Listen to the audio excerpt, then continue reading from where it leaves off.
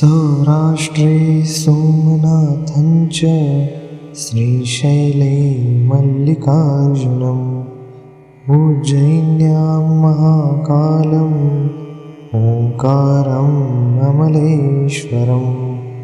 परल्यां वैद्यनाथं च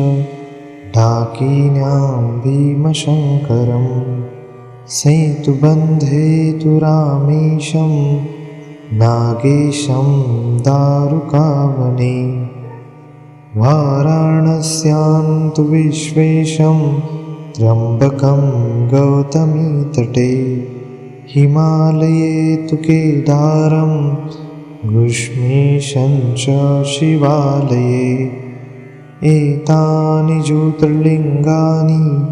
सायं प्रातः पठेन्नरः सप्तजन्मकृतं पापं स्मरणेन विनश्यति।